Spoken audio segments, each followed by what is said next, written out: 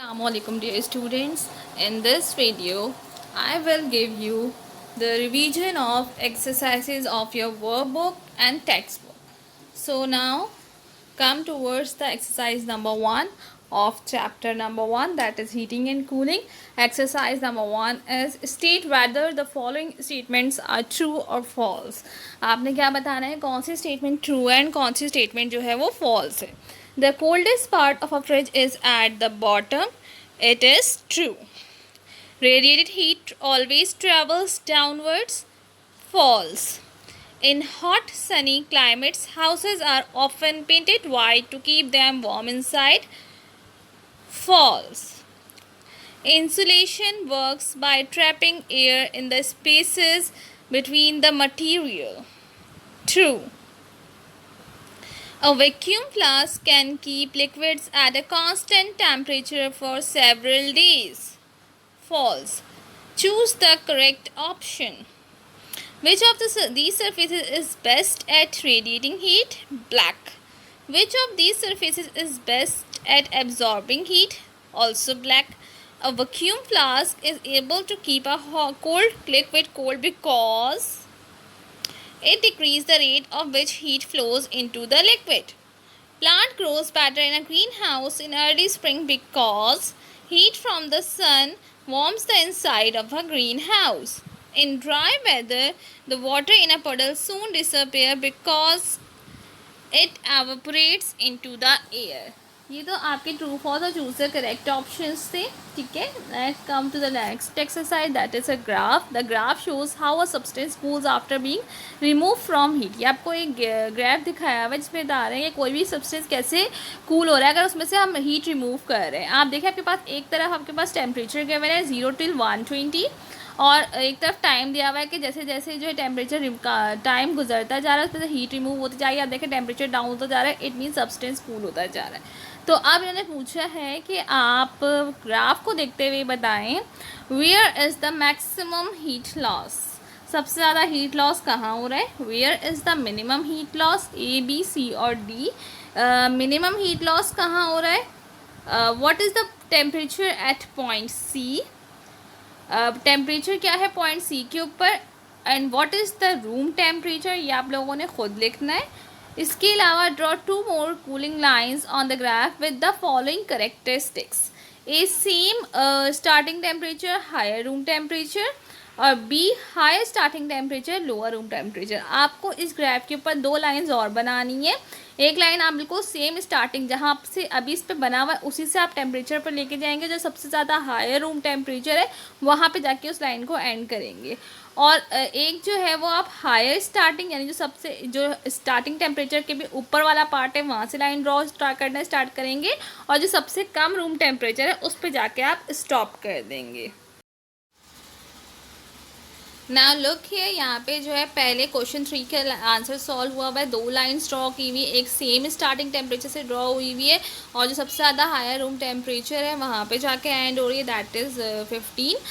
For example अगर 15 आपका जो रूम टेम्परेचर है वो सही है और एक आपकी देखें हायर स्टार्टिंग यानी जो आपके पास गिवन लाइन थी उससे ऊपर से स्टार्ट हो रही, दैट इज़ डॉटेड 1 और सबसे लोअर 0 पे आके जो है वो एंड हो रही है.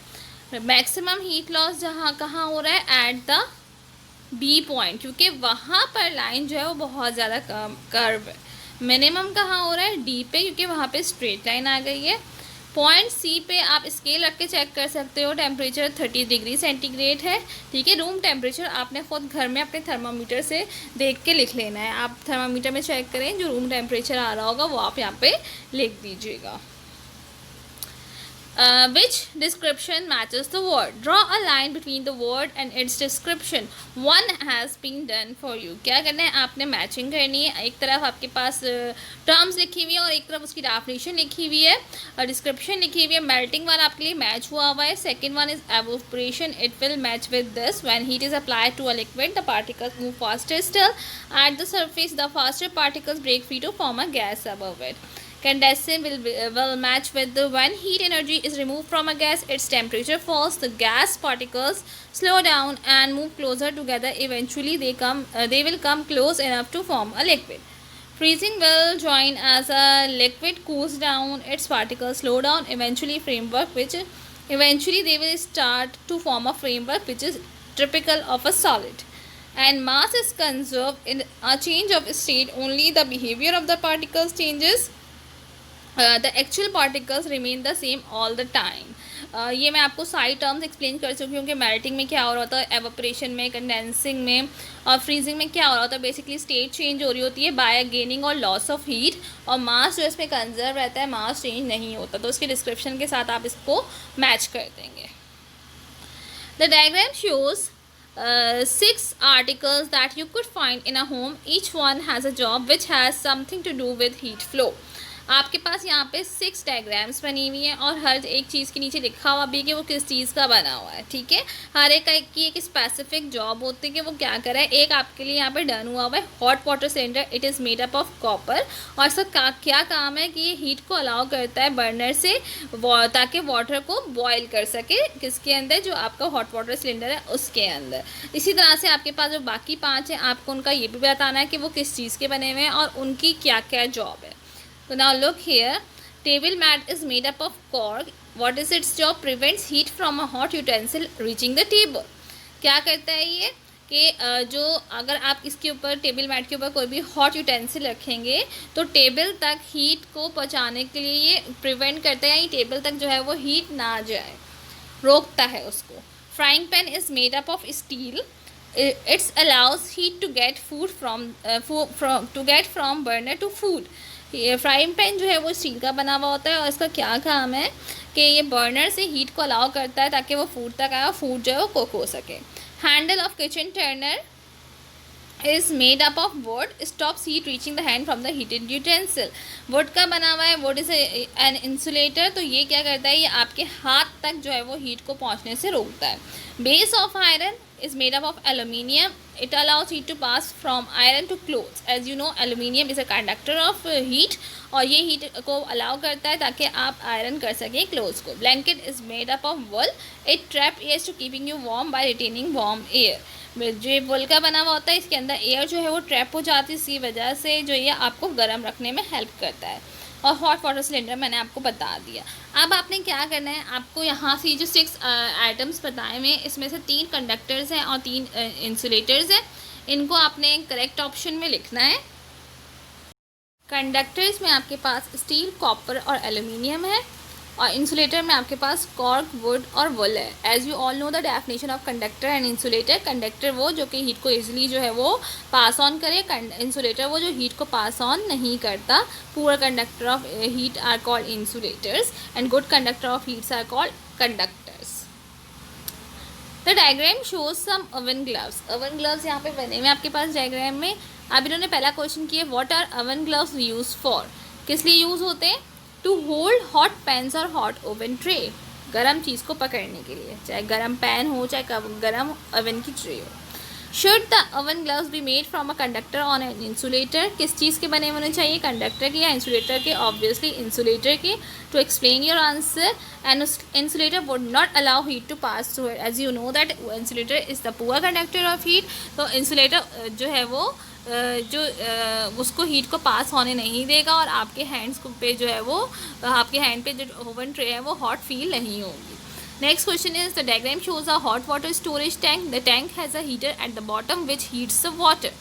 अब एक ये डायग्राम आपके पास बनी हुई है, ठीक है. ये किस चीज़ की है, ये हॉट वाटर स्टोरेज टैंक की वाटर वो है डायग्राम है. आप देखिए इसमें 4 ऑप्शन लेबल हुए हैं, ABCD. एक पॉइंट आपको दिखाया हुआ है जहाँ पे से कोल्ड वाटर इन हो रहा है, और एक आपको वाटर हीटर दिखाया हुआ है. Explain why the heater is fitted at the bottom of the tank. अब इन्होंने पूछा ये बताइए कि नीचे क्यों लगाया हुआ है हीटर को, ऊपर क्यों नहीं लगाया हुआ. तो as you know that cold water is denser than hot water. तो क्या जब आप इसमें कोल्ड वाटर डालेंगे तो वो बेस पे जाएगा, तो वहाँ से वाटर हीटर के थ्रू वो हीट हो सकता है. Cold water is denser then warm water so settles at the bottom of the tank. वही बात लिखी हुई है कि कोल्ड वाटर ज़्यादा डेंस होता है as compare to warm water. तो वो क्या करते हैं, जब आप उसके अंदर डालेंगे तो वो बॉटम में जाके बैठ जाएगा. Where would be the best place to out a pipe to carry hot water from the tank. A, B, C और D. Answer is A. Why? because hot water is less dense and would rise to the top of the tank, therefore point A would be best. अब as you know that कि hot water less dense होता है, जब cold water water heater के जरिए hot हो जाएगा तो वो ऊपर की तरफ rise करेगा, तो सबसे ऊपर वाला जो point A है and that would be the best to put a pipe to carry hot water from the tank. Hot water tanks are sometimes kept under a protective cover. The undersurfaces of the cover often gets dirty with dust from the floor. Suggest how the dust gets onto the undersurface of the cover. जो hot water tanks होते हैं उनको जो है वो एक protective cover के अंदर रखा जाता है.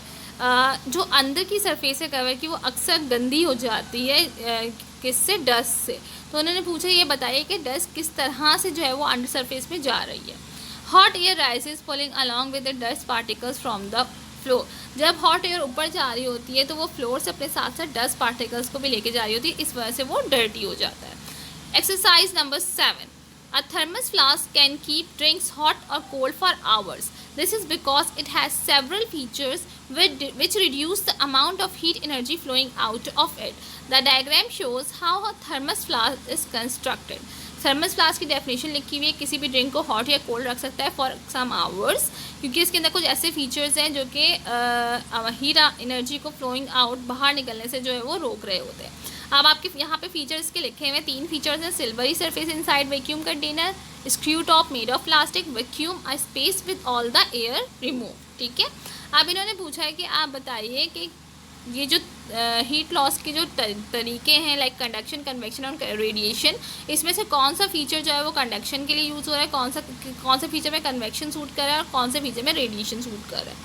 तो screw top made of plastic stops heat loss by conduction.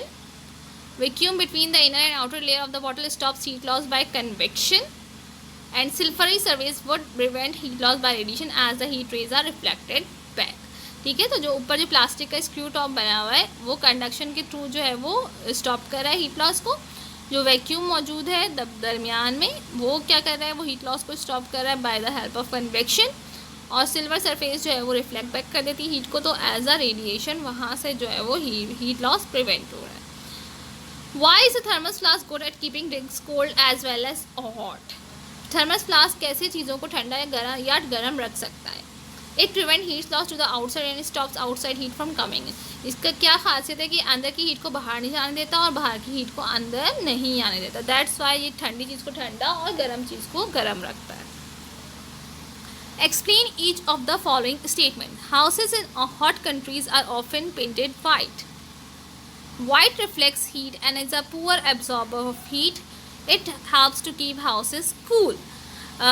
जो हॉट कंट्रीज़ होते हैं उसमें वाइट कलर क्यों करवाया जाता है, क्योंकि वाइट जो है वो white is an insulator, poor conductor of heat है. तो वो क्या करता है, वो एब्जॉर्ब नहीं करता हीट को, उसको रिफ्लेक्ट बैक कर देता है और उसकी वजह से हाउस जो है वो ठंडे रहते हैं. Car radiators are painted matt black. Black जो है बहुत अच्छा एमिटर है थर्मल रेडिएशन का.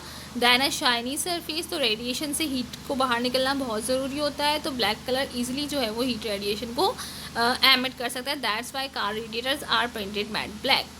Anyone standing near a bonfire feels a draught. जो भी बॉनफायर से करीब बैठा होता है उसको ड्रॉट फील होता है. क्यों? क्योंकि जो हॉट एयर निकल रही है बॉनफायर से वो क्या करती है, जो आसपास की कूल एयर होती है उसकी जगह ले लेती है. As you know that hot air is less denser than cold air, तो वो उसको रिप्लेस कर लेती है और एक कन्वेक्शन करंट जो है उससे बन जाता है. इसकी वजह से जो पर्सन है उसको थोड़ी ड्रॉटनेस फील हो रही होती है. If you stand in front of an open refrigerator you get cold feet. अगर आप फ्रिज के सामने खड़े हैं तो आपके पाँव ठंडे हो जाते हैं. Cold air being denser than hot air settles at the bottom of the refrigerator. As you know that cold air जो है वो hot air से ज़्यादा dense है, तो वो नीचे की तरफ रेफ्रिजरेटर के बॉटम में जाके बैठ जाती है. जैसे ही आप अगर रेफ्रिजरेटर डोर खोल के ओपन करके खड़े हो जाएंगे तो वो नीचे से बाहर निकलेगी और आपके फीट जो है वो कोल्ड हो जाएंगे. Birds fluff out their feathers in winter. Birds अपने फैदर्स को फ्लफ़ आउट कर लेते हैं विंटर में. क्यों? क्योंकि जब वो फ्लफ़ करते हैं तो बर्ड्स की जो जब अपने फैदर को फ्लफ़ करते हैं तो उसके अंदर एयर ट्रैप हो जाती है, उसकी वजह से एक इंसुलेशन लेयर बन जाती है जिससे बर्ड्स को जो है वो ज़्यादा ठंड फील नहीं होती. दैट्स वाई वो अपने फैदर्स को फ्लफ़ कर लेते हैं विंटर्स में. A saucepan has a copper bottom but a plastic handle. Why? A saucepan has a copper bottom to absorb heat from the cooker और बर्नर, ठीक है, नीचे का बॉटम उसका कॉपर का है ताकि वो इजीली हीट एब्जॉर्ब कर ले फूड कुक करने के लिए, लेकिन हैंडल प्लास्टिक का है ताकि आपके हाथ पे जो है वो हीट ना लगे, आपका हाथ जो है वो बर्न ना हो. Someone feels cold in a string vest but warm when if they wear a tight shirt over it. अगर कोई खाली वेस्ट पहना हुआ होगा तो उसको ठंड लगेगी, लेकिन अगर उसके ऊपर टाइट शर्ट पहन ले तो उसको फिर भी थोड़ा सा वार्म फील होगा. कैसे? Air gets trapped between the holes of the string vest and the tight shirt preventing heat loss. String vest में बेसिकली होल होते हैं, यानी वो एक, अगर आप स्ट्रिंग वेस्ट अगर आप समझें उसको कहते हैं, वेस्ट होती है नेट की वेस्ट कह सकते हैं, तो उसमें होल्स हैं, तो उसमें क्या होता है एयर जाके ट्रैप हो जाती है, और जब उसके ऊपर टाइट शर्ट पहन लेते तो हीट लॉस उससे प्रिवेंट होने से, यानी हीट लॉस को वो प्रिवेंट करता है, हीट लॉस को निकलने देता है, तो जो पर्सन है वो वार्म फील करता है.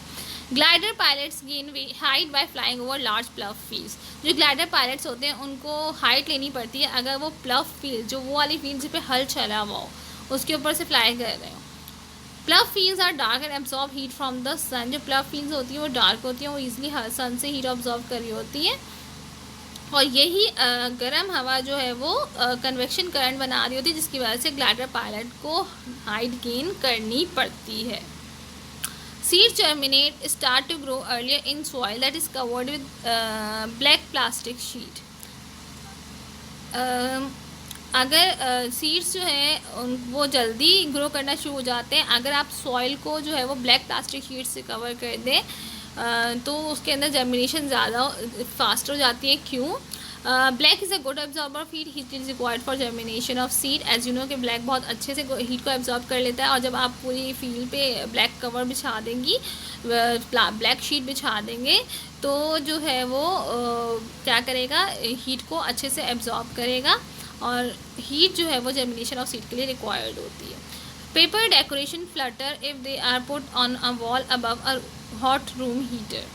अगर आप जो है वो पेपर डेकोरेशन जो है वो फ्लटर हो जाती है, निकल जाती है, अगर आप उसको वहाँ पे पुट करें जहाँ पे रूम आपके रूम का हीटर लगा हुआ है, उसके ऊपर आप पुट करें. क्यों? क्योंकि convection currents of air are produce by heater के थ्रू कन्वेक्शन करंट बन रहा होता है रूम के अंदर. जैसी जैसी वार्म एयर ऊपर जाती है वो पेपर डेकोरेशन को जो है वो फ्लटर करना स्टार्ट कर देती है. अब नेक्स्ट क्वेश्चन ये है कि ये आपको जो पूरे ऊपर सवालात गिवन थे उसमें से आपने कोई 3 एग्जांपल्स बतानी है जिसमें हीट ट्रांसफ़र हो रहा है by conduction, by convection and by radiation. 3 आपको एग्जांपल्स बतानी है. तो कंडक्शन में आपके पास saucepan with a plastic handle, fluffed out feather in birds, wearing a tight shirt over string vest. These 3 are the example of conduction. glider pilots, fluttering of paper decoration, cold air from refrigerator door, these are the example of convection.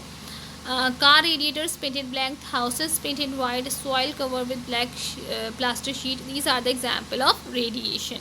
Next exercise is the graph shows the change in temperature of some crushed ice as it is heated. The temperature is taken every 30 seconds from start to finish.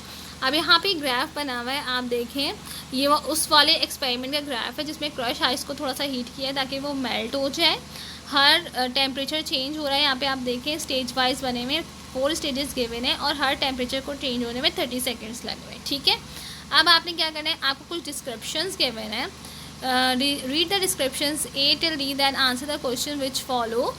ए में आपके पास लिखा हुआ है heat energy is raising the temperature of the water up to 100 degree centigrade. अब आप क्या करेंगे, आप देखेंगे कि ग्राफ में जो ये ए वाला पॉइंट है ये कहाँ पर आ रहा है. जो ए वाला पॉइंट आ रहा है आपके पास दिस वन, ए वाला जो पॉइंट है ये ग्राफ में कहाँ आ रहा है, इसको आप देखेंगे ग्राफ में.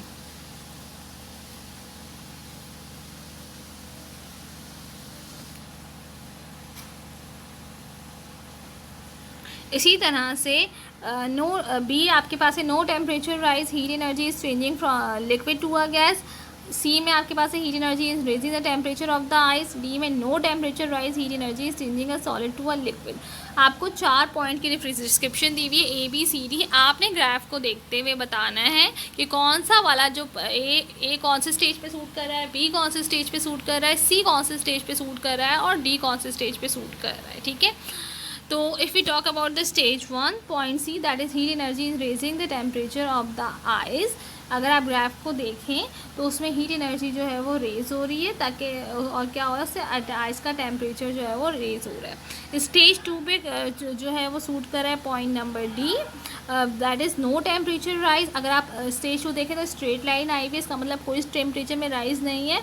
और यहाँ पे क्या हो रहा है, जो हीट एनर्जी क्या कर रही है कि जो सॉलिड जो आइस है उसको कन्वर्ट करिए into liquid.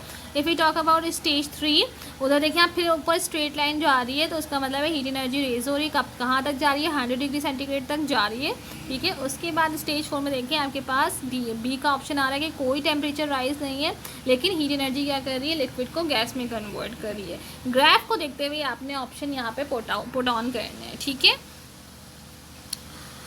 Now use these words to fill the gaps in the passage.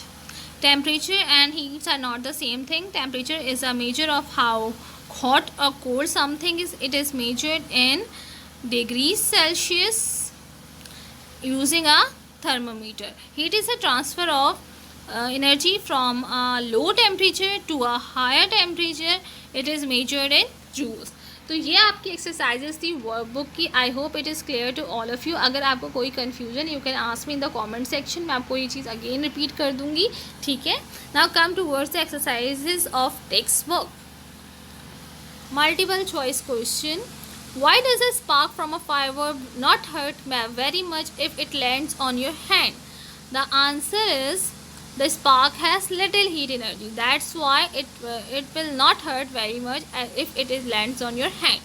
Heat energy is measured in joules. Which of these does the kinetic theory not explain? Heat coming from the sun. With what happens when one end of a metal bar is heated? Molecule at the heated end move towards the other end. What is the name of the continuous circulation stream of water set up inside a kettle when it is heated? Convection current. Now true false. You can still burn your tongue on a cup of tea even though it may not be very hot. True.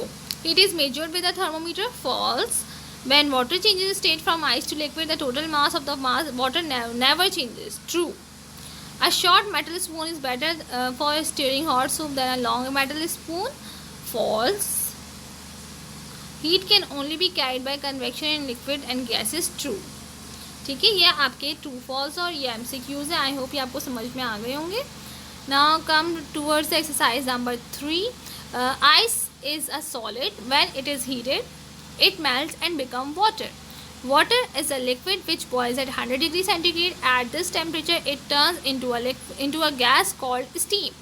When steam cooled, it condenses and turns back into water. At 0 degrees centigrade, water freezes and turns back into ice. These are the example of changes of state.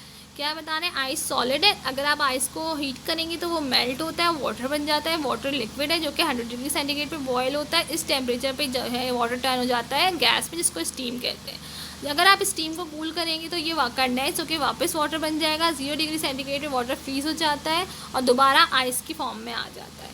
ये सिर्फ सारे example हैं जिसमें सिर्फ state change हो रही है। Now look at the exercise number 4. The Kelvin scale starts at absolute 0 and has degrees which are the same size as degrees on the Celsius scale. Kelvin scale जो है वो start हो रहा होता है एब्सोल्यूट 0 से, ठीक है। एब्सोल्यूट 0 जो है वो है -273 डिग्री सेंटीग्रेड। वहाँ से जो है वो कैल्विन स्केल स्टार्ट हो रहा है और उसके पास भी सेम जो है वो वैल्यूज़ होती हैं जैसे डिग्री सेल्सियस स्केल पे मौजूद होती हैं। अब उन्होंने बोला है fill in the missing temperature on these scales. अब किस तरह से करेंगे, जब आपको सेल्सियस से कैल्विन में कन्वर्ट करना है तो सिंपल आप क्या करेंगे, +273 करेंगे। 200 में +273 करें, जो आंसर आएगा दैट इज़ 473, ठीक है। अब सिंपल अगर केल्विन से सेल्सियस में जाना है तो आप माइनस करेंगे, 373 में से -273 करें 100, 0 डिग्री में +273 करें 273, 173 में से -273 करें तो आपके पास -100 आएगा। -100 क्यों आ रहा है, क्योंकि देखिए आपके पास जो 273 है वो बड़ा है 173 से, तो साइन जो है वो बड़े नंबर का लगता है। That is a mathematical rule, minus plus minus is minus plus is equals to minus. अगर एक टर्म के साथ माइनस का साइन लगा हुआ है और एक नंबर के साथ प्लस का लगा हुआ है तो आपको करना माइनस ही है, लेकिन साइन किसका लगेगा, बड़े नंबर का। सिंपल -200 + 273 = 73, और -273 तो आपके पास यहाँ पे फिल हुआ है कि ज़ाहिर है -273 + 273 0 हो जाएगा। अब इन्होंने सेकंड क्वेश्चन लिखा हुआ है, write a rule for changing temperature on the Celsius scale to temperature in on the Kelvin scale. वही रूल है, add 273 to the degrees on Celsius scale to convert into the Kelvin scale. क्या करेंगे आप 273 को add कर देंगे तो degree Celsius जो है वो कन्वर्ट हो जाएगा into Kelvin scale. Use your rule to convert the following Celsius temperatures to the Kelvin scale. 300 में आप +273 कर लें, 150 में भी +273 कर लें और -50 में भी 273 कर लें, तो आपके पास आंसर आ जाएगा। 300 + 273 = 573 Kelvin, 150 + 273 = 423 Kelvin, and -50 + 273 = 223 Kelvin. Use the kinetic theory to explain why it is not sensible to convert temperatures lower than -273 degrees centigrade to the Kelvin scale. अब ये बोल रहे हैं कि आप काइनेटिक थ्योरी को यूज़ करते हुए ये चीज़ एक्सप्लेन करेंगे ये सेंसिबल क्यों नहीं है कि जो टेम्परेचर लोअर देन -273 है हम उसको केल्विन स्केल पे क्यों नहीं कन्वर्ट कर सकते, क्योंकि -273 is the temperature which is absolute zero, और एब्सोल्यूट ज़ीरो वो टेम्परेचर है जहाँ पे मटेरियल के पास कोई हीट एनर्जी ही नहीं रहती। तो that's why it is not sensible कि आप जो है वो -273 के बाद जो है नीचे टेम्परेचर को वो कन्वर्ट करें केल्विन के अंदर। The diagram shows the kinetic theory model of an evaporating liquid. ये आपके पास एक डायग्राम बनी हुई है, इसमें basically kinetic theory model show हो रहा है एक एवापोरेटिंग लिक्विड का। आप देखिए इसमें कुछ पार्टिकल्स आपको स्केप होते हुए भी नजर आ रहे हैं। Question number 1 is that describe what is happening.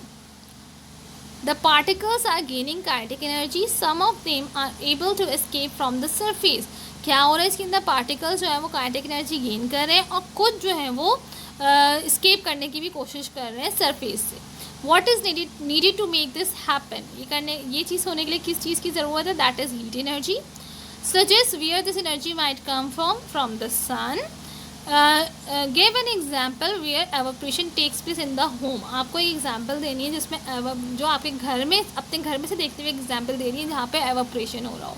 तो boiling water in a cattle, अगर जब आप बॉयल वाटर कहते हैं तो उसमें से आप इजीली एवापोरेशन के प्रोसेस को देख सकते हैं। ना look at the exercise number 6, last exercise. The diagram shows a refrigerator. ये एक रेफ्रिजरेटर की डायग्राम है। In and around the refrigerator heat is moving bye conduction, convection और रेडिएशन। उसके रेफ्रिजरेटर के अंदर भी और बाहर भी हीट जो है वो मूव हो रही है बाय कंडक्शन, कन्वेक्शन और रेडिएशन। आपने क्या करना है, आपने बताना है इन स्टेटमेंट को पढ़ते हुए ये कहाँ पर कंडक्शन हो रहा है, कहाँ पे कन्वेक्शन हो रहा है और कहाँ पे रेडिएशन हो रहा है। Cool air dropping from the freezer compartment, freezer compartment से निकल रही है cool air, that is convection. Heat loss to the outside air from the cooling fins, that is radiation. Heat from the kitchen entering the refrigerator through its outer panel. Kitchen से heat जो है वो आ रही है जो refrigerator के अंदर जा रही है, that is conduction. Heat from the kitchen entering the refrigerator each time the door is open. जब डोर खुल रहा है तब रेफ्रिजरेटर के अंदर हीट जो है वो एंटर हो रही है फ्रॉम द किचन, तो that is radiation. So these are the exercise of your textbook and workbook and this is the revision video. मैं ये वैसे आपको जो है वो वैसे भी एक्सप्लेन कर चुकी हूँ इन योर लाइव क्लास, और ये मैंने आपके एक रिवीजन वीडियो भी जो है वो बना दी है ताकि आपको कोई कन्फ्यूजन ना रहे। Still if you have any confusion, any query in any of the topic, you can ask me in the comment section or you can message me on Edmodo or Google Classroom. आप मुझसे पूछ सकते हो, I will explain it to you again if you have any query, any problem, as this chapter is included in your monthly test. So if you have any confusion, please ask me again and again. If you have any confusion, I will explain it to you again if you have confusion. Thank you.